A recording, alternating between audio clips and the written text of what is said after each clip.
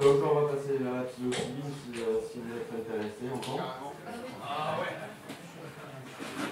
Après, on ne trouvera pas forcément beaucoup de différences. Après l'expérience va primer, les gens seront plus à l'aise avec la psilocybine, d'autres avec le DMT, ça fonctionne un peu différemment, mais bon, au niveau médical, au niveau médical, les effets sont sensiblement les mêmes. Donc la psilocybine est présente dans plus de 200 espèces de champignons. C'est rare qu'on trouve des champignons contre la psilocybine loin des zones habitées, ou par des animaux qui en consomment, ou par des humains. Donc c'est là où ces types de champignons, un hasard ou quelque chose de fait par notre grand univers pour nous, donc c'est quelque chose qui est intéressant. Oui, ça on va le voir après plutôt. Pareil, ça va traiter facilement dépression, anxiété, troubles comportementaux. Des gens qui ont de l'hyperactivité aussi, ça va les déposer, retrouver le sommeil et de animaux. Je ne sais pas comment ça se dit en français, c'est de retrouver de l'envie, de la volonté finalement de se sentir bien, de se sentir désireux de vivre. Je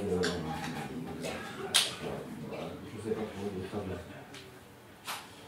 Donc, trois types de psilocybes qui existent, cubensis, Semilanzaeta et cyanide, qui sont en fonction en fait, des climats. On en trouve plus des fois dans les zones humides et fraîches, d'autres chaudes, d'autres certains qui poussent dans des bouches de vache, certains qui poussent dans du copeau de bois. Donc voilà, c'est principalement trois souches, mais qu'on trouve dans des zones du monde un peu différents, mais qui ont les mêmes contenances approximatives en psilocybine.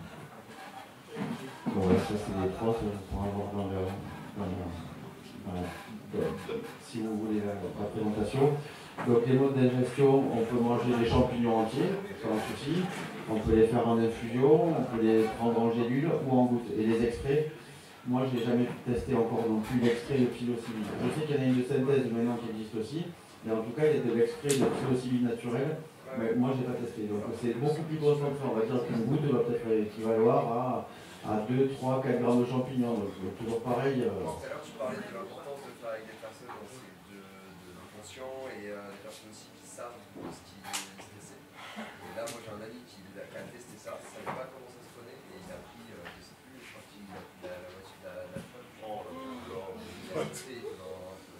dans le man, dans le bum, donc pendant toute une journée à genre pleurer, à chialer, enfin voilà, et c'était voilà, parce que pareil, des jeunes, on est cons, on fait la fête, il prend un produit qui ne se connaît pas et personne ne le connaît et voilà. Encore une fois, les biens des produits, il faut faire attention à ça. Mais tout à fait, c'est comme ce truc, les champignons, les sclédamanite, ça a l'air naturel, mais prendre ça en pleine cannabis, fumant des pétards, et puis dire on mange un bonbon, ça me fait rien, alors que le gars lui dit ou le dit pas d'ailleurs, je veux dire. Nous on a vu les gens à la cannabis, on a du mal à récupérer psychologiquement parce qu'ils prennent une secouée à laquelle ils ne s'entendent pas. Quoi. Après, des overdoses de la psilocybine, ça existe pas. Comme au LSD. Mais le moment a passé, et c'est là où normalement tu as un accompagnant derrière qui doit pouvoir, ou par ses chants, ou en te ramenant à ta respiration, pouvoir au moins canaliser jusqu'à ce que tu as évacué, parce que bon, la personne régulièrement elle vit des émotions, elle est dépassée par ça, et il n'y a personne autour pour l'aider à l'évacuer et à retrouver son centre. Quoi. Donc là, ça peut être quelques heures de cauchemar. Ce qu'ils appellent un bad trip, quand ça t'attrape, t'as envie que ça s'arrête.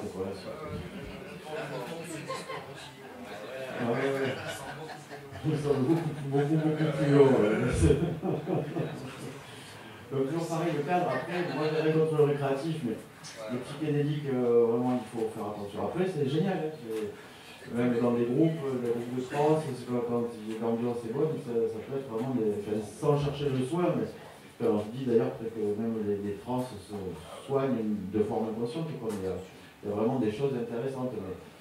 L'entourage, la bienveillance, voilà, et puis quelqu'un qui puisse un peu ramener, aller voir un peu dans ton esprit ce qui se passe et puis mettre les voir la raison. Quelqu'un comme toi qui explique ça aussi, c'est très important, merci.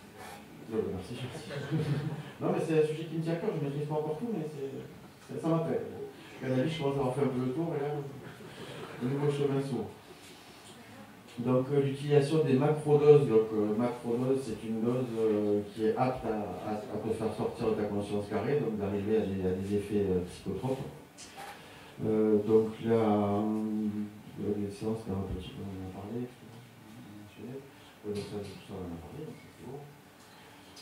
Donc pareil que par rapport à quand on part en macrodose, c'est-à-dire qu'on va vraiment pour une raison spéciale, donc on n'a pas forcément d'aller mal, mais on a envie d'aller mieux, on sent qu'on est freiné, qu'on a envie de quelque chose, ou alors vraiment on va mal et dans quel cas on va faire ce type d'expérience, le même protocole. Donc il y a un entretien avec la personne qui va accompagner, guider le voyage, on fait guider, accompagner le voyage, parce que guide c'est pas un grand mot, mais voilà, de savoir pourquoi tu es là, qu'est-ce que tu attends du traitement, savoir tes antécédents, psychologiques, enfin voilà, le cœur, faire un petit bilan de santé un peu succinct quand même. Mais pour savoir les risques encourus par la personne. Parce que c'est toujours pareil, une crise d'angoisse sous champignon, ça peut arriver fréquemment. Donc c'est bien de savoir que les gens ne soient pas au moins avec des angoisses, des seuils névrotiques ou pathologiques. Enfin, pathologiques, névrotiques. Donc éducation, donc l'information sur le processus. Toujours l'environnement source pareil, donc la dose est une macrodose fonctionne parce que tous les champignons qui ont de la psilocybine n'ont pas la même contenance en psilocybine et tous les corps ne réagissent pas pareil à la même proportion. Donc il y a toujours, on part doucement avec ça, on ne se dit pas ouais mais tiens mon copain il en a pris 10 grammes, je fais pareil. Parce que le copain qui est habitué à un métabolisme résistant ne va pas avoir le même tout effet que la copine ou le copain qui en prend 2 grammes et qui va se retrouver d'être plus haut que l'autre. Ça, c'est vraiment connaître un peu la source des champignons, parler avec des gens qui en ont pris avant, oui, ceux-là, prends-en 1,5 gramme, ceux-là 2, ceux-là 15, peu importe, mais de toujours bien se renseigner sur les contenances actives du produit. Après les effets sont assez similaires, beaucoup plus longs, parce que la séance va durer, l'état va durer de 4 à 8 heures à peu près, donc si avec le Bufo on était sur du 15-20 minutes, là on passe de 4 à 8 heures, donc voilà, c'est beaucoup plus haut, les visions sont différentes, il y a la perception des sons, beaucoup de choses changent. En fait, en étant au même endroit là, on a changé de pays, tout a changé, tout vit, le bois vit, les gens, ta peau, tout vient. Et puis voilà, mais il y a aussi des émotions qui veulent sortir, sont dans ces bons canaux. Donc voilà, c'est important d'avoir quelqu'un d'expérimenté. Donc ce qui est de plus en plus à la mode maintenant, c'est bien fait, hein, c'est pas une mode juste nouvelle pour rien, quoi. Même si les gens gagnent beaucoup d'argent, il y a des sociétés américaines qui sont déjà cotées en bourse, qui produisent de la psilocybine. Ça prend aussi un chemin mercantile, mais le microdosage de psilocybine, qu'on ne peut pas faire avec le Bufo par contre, donc c'est des traitements de fond, donc là pour un peu tous les troubles sociaux modernes, l'anxiété, troubles du sommeil, des gens qui ont des douleurs chroniques, des gens qui ont des... Oui, la mémoire, ouais exactement. Donc en général, pour les gros troubles de mémoire, nous ce qu'on recommande, c'est on peut commencer par du microdosage, mais c'est bien de commencer par une macrodose finalement. Donc de bouger un peu le corps dans ses croyances, dans ce qu'il a acquis au long de cette vie, et après entamer un protocole de microdosage couplé avec d'autres champignons en général, qui ne sont pas psychotropes, comme le Lion's Mane par exemple, qui est maintenant un complément alimentaire qu'on trouve facilement même sur internet, et donc qui vont vraiment régénérer tous les systèmes interneuronaux, refaire ils ne vont pas guérir forcément ceux qui sont brûlés, mais ça va permettre de recréer des ifs, un peu comme le mycélium qui se développe, et aller rechercher, refaire des connexions dans le cerveau. Et donc, contrairement au macrodosage, le microdosage n'a aucun effet psychotrope. Donc c'est une dose comprise. C'est un dixième, un vingtième d'une dose de voyage, donc on va dire de 100 mg, à 900 mg, on considère que c'est un microdosage. Donc Jusque-là, normalement, on peut avoir une journée normale, ça va augmenter nos capacités cognitives, on va pouvoir se concentrer mieux, avoir peut-être une meilleure élocution, faire voilà, une aisance quotidienne améliorée. On ne prend pas tous les jours comme certains autres médicaments. Il y a plusieurs protocoles qui existent. Moi, celui que j'utilise en général, c'est 5 jours on en prend et 2 jours on arrête. Donc ça évite que le corps se sature. Même s'il n'y a pas de dépendance à la psilocybine, au bout d'un moment, les récepteurs sont saturés, finalement, ça ne marche plus. Donc, pour en vendre, c'est bien d'en prendre tous les jours, mais c'est mieux de faire des pauses de 2 jours. Après, on peut en prendre pendant 3 jours, arrêter 2 jours. Après, ça dépend des gens. Et comme beaucoup de drogues, de médecine qui vendent, on dit oui, une aspirine, il faut prendre 2 aspirines par jour. C'est un peu une connerie, quoi, parce que des gens avec un quart d'aspirine, ça leur fait déjà du bien, et d'autres, au bout de 4, ça ne va pas. Donc c'est vraiment des protocoles après à établir, mais le patient, finalement, qui consomme ça, doit gérer lui-même aussi sa dosification. C'est comme le CBD, comme beaucoup de choses, il n'y a pas un protocole établi, prendre tant de gouttes, tant de gouttes. Alors on peut commencer avec un à peu près, mais après pour peaufiner, c'est important que l'utilisateur finalement soit attentif aux effets, bienfaits, méfaits, et donc de pouvoir ajuster son traitement en conséquence. J'ai entendu que certains microdosages de certaines plantes peuvent avoir une action sur le foie, fatiguer le foie. Est-ce que tu as entendu ça déjà?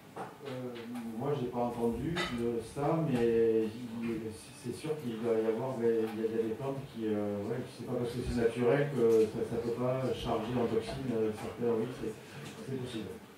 Moi, je n'ai pas entendu parler, mais c'est sûr, je pense que...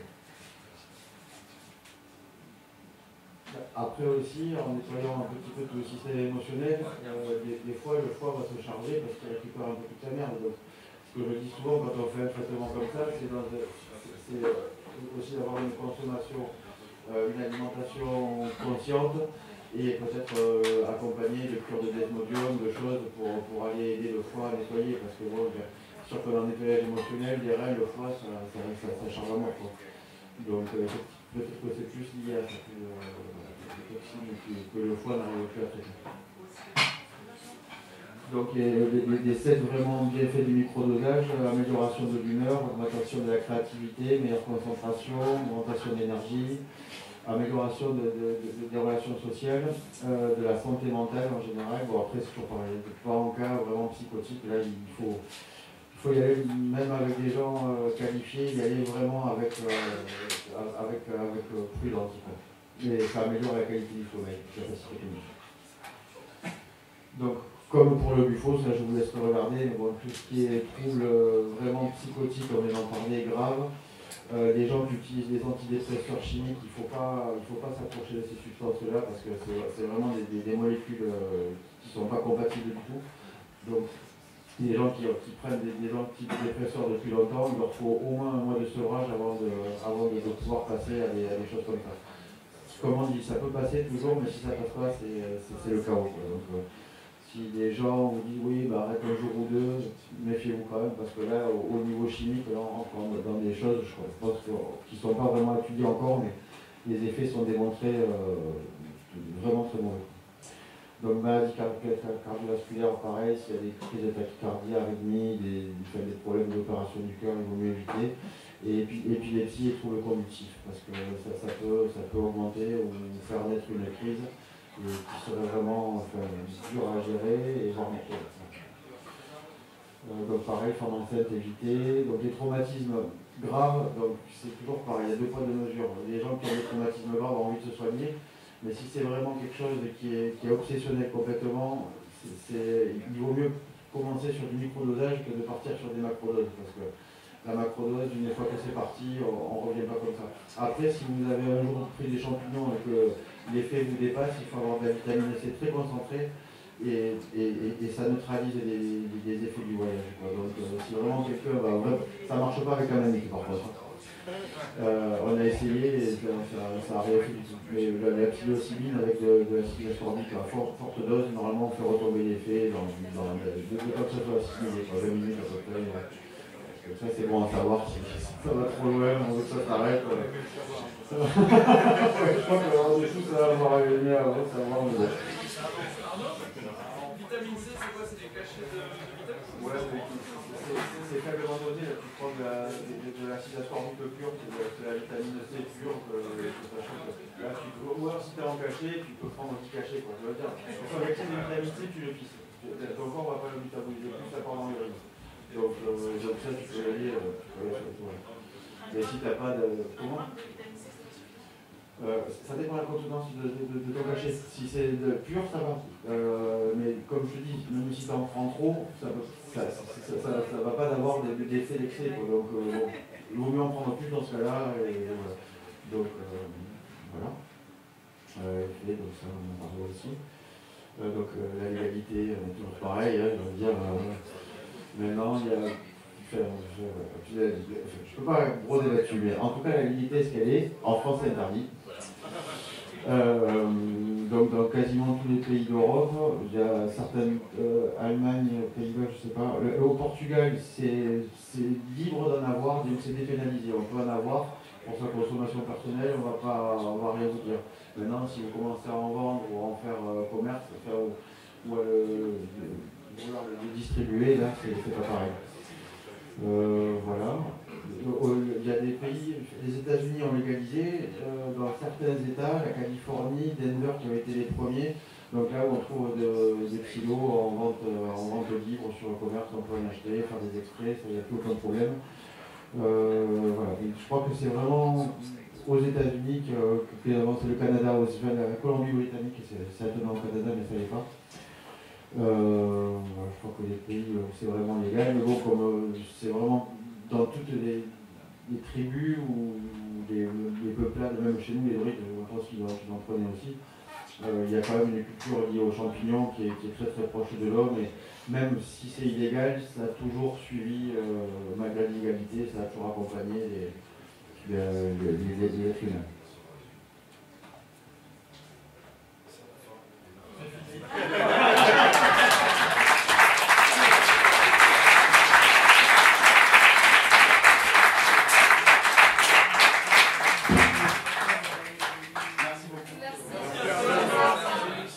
Merci.